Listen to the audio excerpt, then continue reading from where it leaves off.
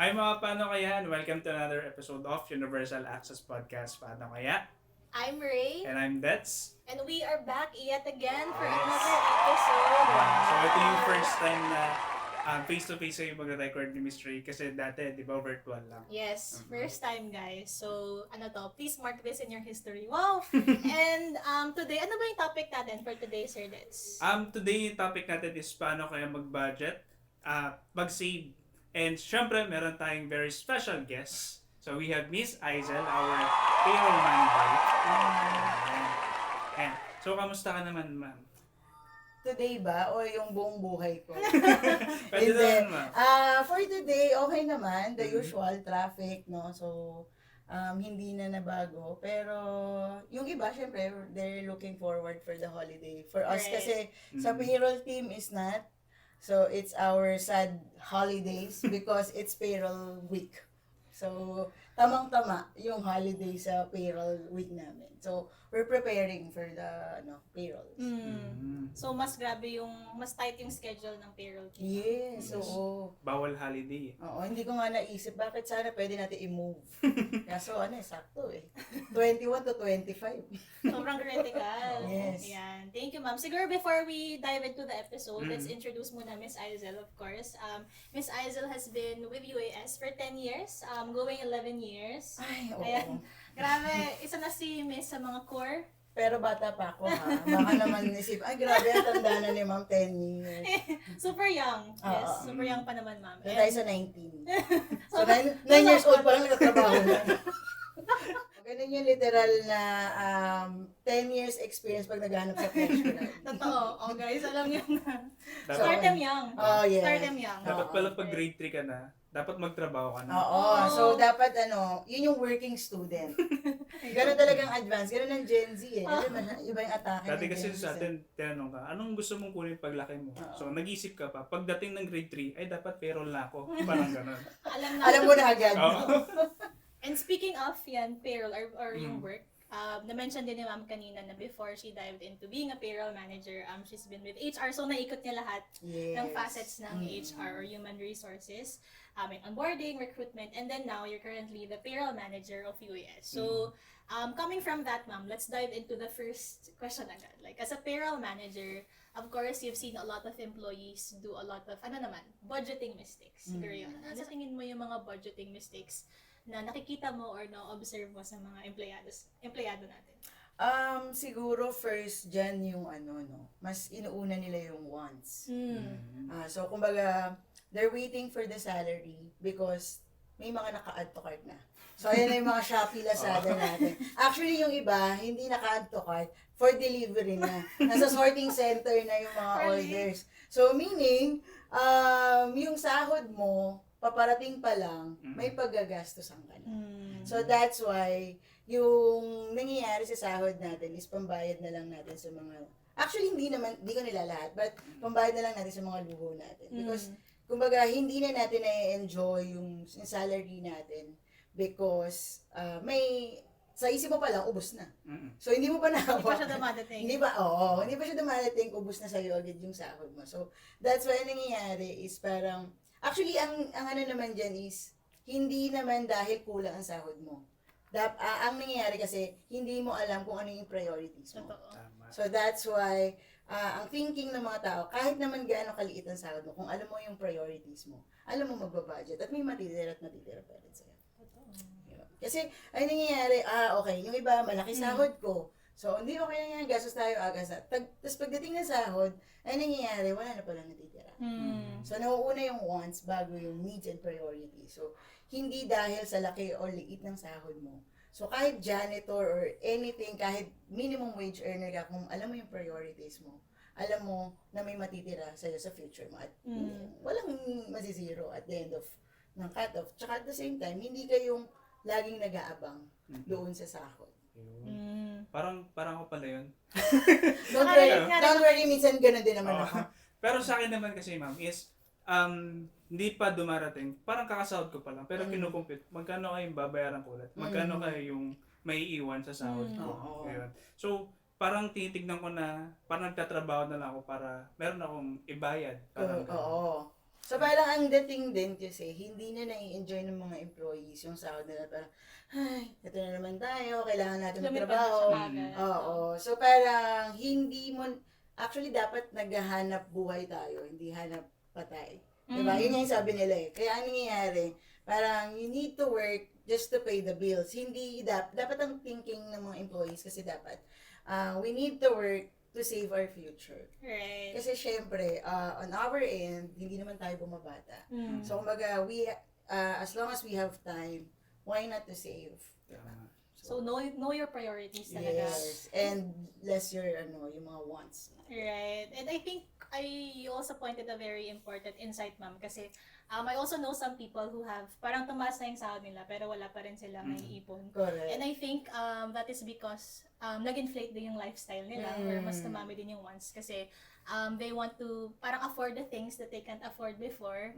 And so kahit na tumaas yung sahod nila, tumaas din yung gastos nila. So it's Correct. difficult to, or hindi mo talaga siya makikita sa sahod lang or porket tumaas yung sahod mo, tataas din yung savings mo. Kailangan you have to be disciplined enough for you to, para magtabi lang kahit konti. For your Yes, savings. consistency is the key. Yes, consistency is the key. So yun. Ask ko lang, ma'am, since sabi nyo kayo na dapat alam natin yung needs and wants, pero paano siguro natin masisigurado na swak yung mismong budget pa rin natin? Actually, pasok dun yung, they say they have formula. Mm. Pero actually, wala naman talagang specific formula sa buhay. So, the common known for formula of saving is because 50, 30, 20. So, depende, pero hindi mo naman kailangan i-apply yung formula. Depende sa current situation mo sa buhay. So, 50 is for yung needs mo, which is ito yung mga bills, ito yung mga kailangan natin bayaran. 30 for me 30 is for saving, 20 is for wants. So, kumbaga, you have to make sure to secure your savings na at the end of yung total budget mo or yung total salary mo should be meron talaga dapat hindi nawawalan or hindi zero yung savings mo. Kumbaga, ang thinking kasi dapat ang tinitingnan kasi natin is yung net pay mo.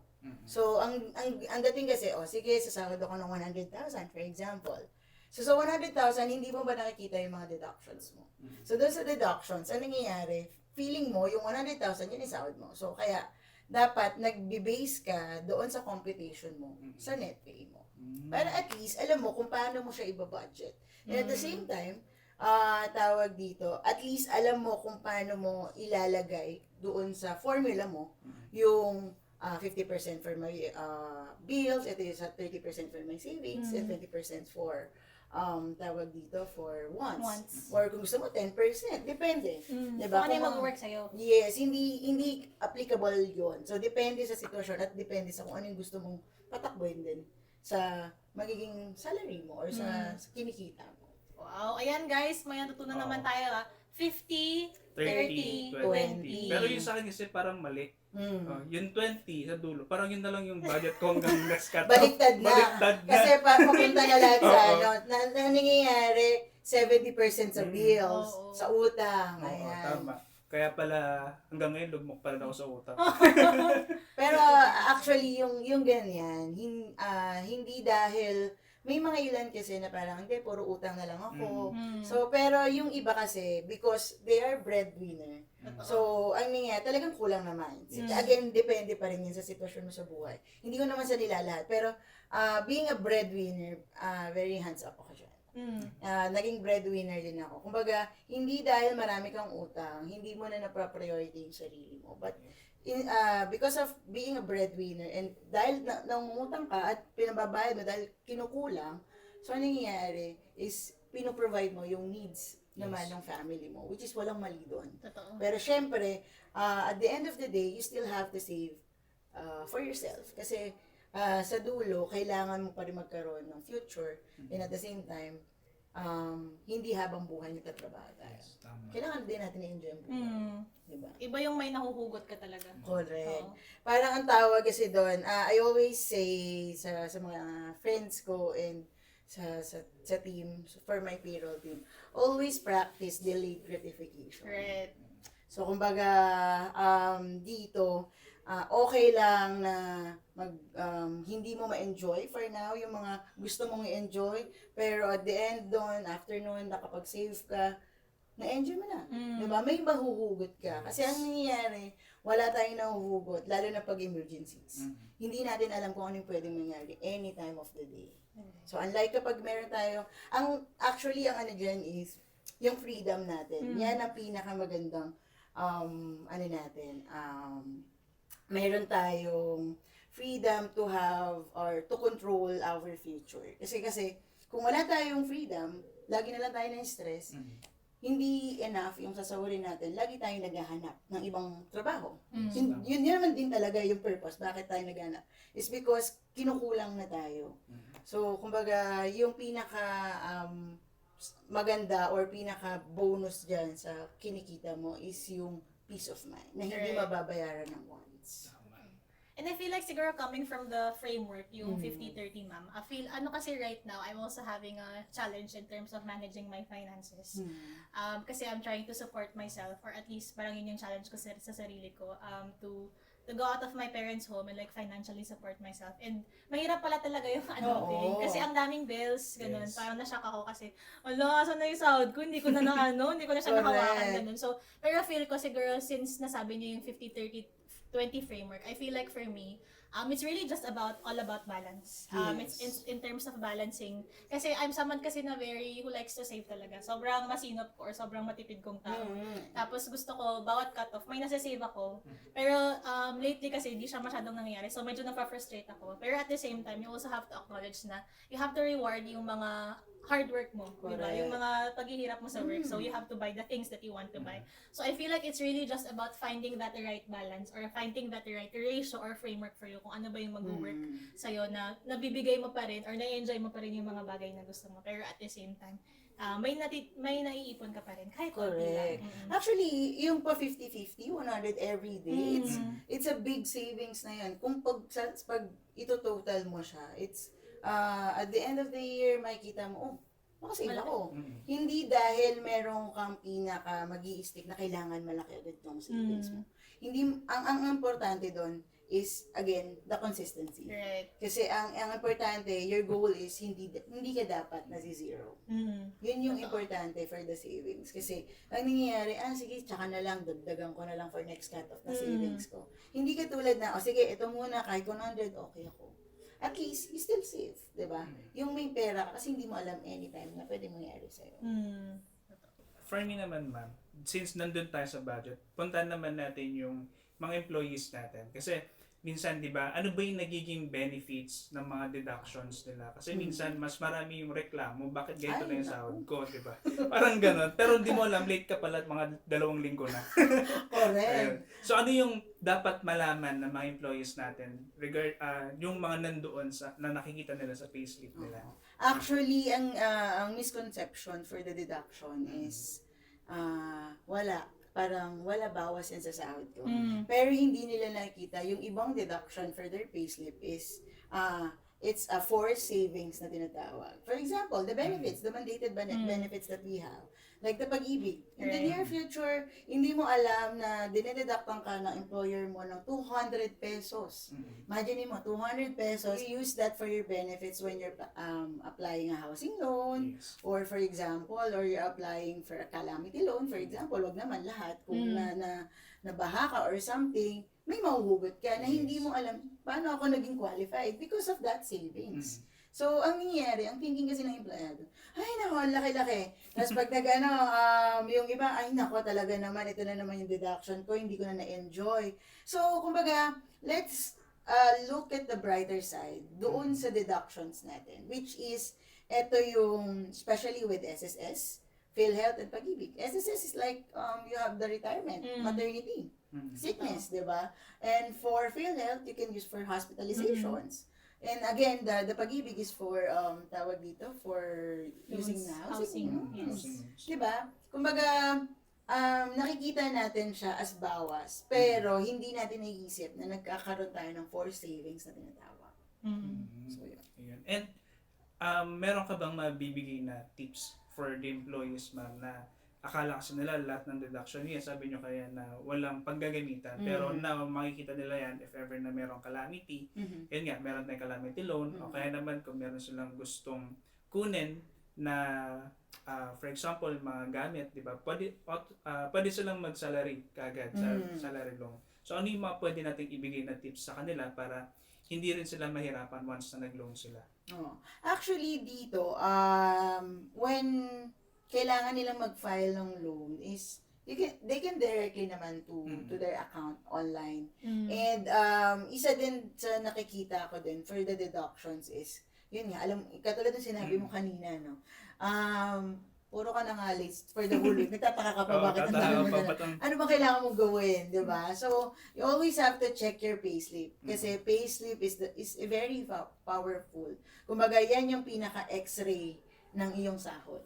So, kung hindi mo tinitignan, kumbaga ikaw lang yung pasok ng pasok at hindi mo tinitignan, ikaw naman, bili ka ng bili ng wants mo. Ano nangyayari? Hindi mo alam yung nagiging deductions mo.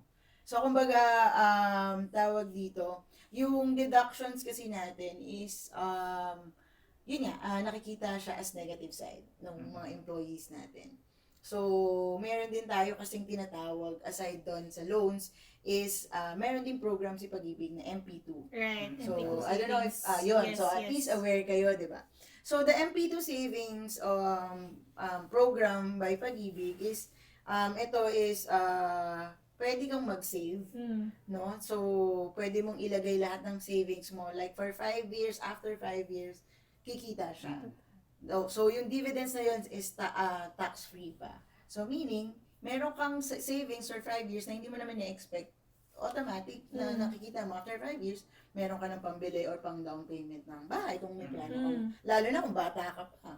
Diba? Or may pang down ka ng kotse or may pang down ka for college fund ng anak mo. Just in case. So, kumbaga, doon pa lang, at least nakikita natin na, ay, ngayon puro deduction ako. Ang liit ng net pay ko. Pero in the future, may makukuha. Kumbaga, kasi minsan, ang nangyayari, pag nakikita nating deduction, wala na tayong nagagawa eh. Diba? So, pero yung deduction na yon will be used for your future needs. Right. And for those siguro ma'am na wants to know pa yung Pag-ibig MP2 savings, pwede po ba nilang ma-withdraw yun? Or is pag pinasok nila yun sa Pag-ibig? Oo. Actually, Mia, personally, I have also MP2 savings. So, kumbaga, ito pwede nilang ma-withdraw, naka-lock in siya for 5 years. Pero yung kita, it's, pwede mo siyang, yung kita or kikitain ng pinaka-savings mo annually is depende sa'yo kung gusto mong i-withdraw or gusto mo pa siyang kumita ng mas malaki. So, kumbaga, kung wala ka naman paggagamitin, why not to stay that? So, to your account and then palaguin mo lang. Pero kung may kailangan ka, yung pinakakita nun, pwede mo siyang ma-withdraw. It's very, yung As may open, percentage mo siya. yes. It's free yung pag-open ng account sa MP2. So, kumbaga, is another account of savings mo na pwede mong magamit and at the same time, kumikita. Totoo. Tama. So, kumbaga, ikaw, hanap ka din ng ibang way na to save at the same time, kumikita yung pera mo. Kasi yung ibang bank din naman, hindi, kumikita siya, pero hindi ganun ka, So, kumbaga, nandun ka sa safe side na may savings ka, plus may kita ka. Yes. Tsaka minsan kasi hindi, if ever na auto-deducted din sa'yo, hindi mo napapansin na nakakaipon ka na rin pala. Correct. Yung parang, alam mo na estimated ng sahod mo ngayon. Tapos, syempre, ikaw na yung tao na di mo pinapansin yung mga dinededuct. So, aware ka, in the future, makikita mo na meron ka parang na-save na ganito, lalo na kapag may MP2 ka, sabi nga ni ma'am, is makikita mo or magagamit mo siya kagad-agad once na need mo. Diba? Ayun siya. Tsaka may iba na parang reluctant sila or hesitant sila to invest. Diba? Or merong iba na mas gusto nila na imbes na mag-save ka, mag-invest ka na lang. So, Yes. the Pag-ibig MP2 savings is actually kind of a combination of both. Yes. Kasi savings mo siya, pero at the same time, Kumikita. nag-grow yung money mo. So, Tama. parang savings and investment din Correct. siya in a way. Kasi, mahirap din kapag na-stuck lang yung pera mo doon sa bank, tapos hindi siya masyado Correct. or nag-grow. Like parang the minimum amount that you can save or you can start to deposit to your MP2 account is 500 pesos. Imagine mo ikaw nag-Starbucks ka. So, the 250 pesos, yung 2 days na pang Starbucks mo na 500, you can save to your MP2 savings. Nakikita pa at the same time. Diba? Kumbaga, mag 3-in-1 ka muna. At least, in the future, meron kang pang Starbucks. O baka pwede ka, dahil sa savings mo na yun, baka pwede ka pa makapag-branch out ng Starbucks, diba? Wow! Oh, ganun pala. Kaya dapat ganun ang thinking. Ganun ang natin. goal, Oo. Grabe. Diba? Kumbaga, you have to live simple and Right. kumbaga, save wisely. Right. And for those who are, whether aspiring small or aspiring big, and for those who are, who wants to start budgeting and saving, do you have any tips or any advice for them? Siguro first, no, again, balik tayo dun sa, they need to be consistent. You can start small of savings. At least, the goal is, hindi ka dapat ma-zero. So again, you have to live simple, save wisely, and always practice delayed gratification. Kasi, hindi mo kailangan sumabay sa kung anong meron sa paligid mo. So, kumbaga, hindi porket may bagong iPhone yan, malay mo naman naka 24 months to pay yan, naka buy now, pay later pa. Yes, di ba? Or, may bagong kotse nga siya, pero 5 years to pay, pero hindi na kaya magpagas. Di ba? Kumbaga, may mga different kwento tayo na hindi naman natin alam. So, that's why we don't need to compare ourselves doon sa kung anong achievements niya. Kumbaga tayo, we have our own story, we have our own path na pwede natin puntahan na eto, in the near future, may nilook forward ako at the age of this, makakapag-save ako, may mahuhugot ako. Kasi kumbaga, habang bata ka, wow, ang tanda ko na. 19, ma'am. Oo, 19. oo, pa 20 na kasi.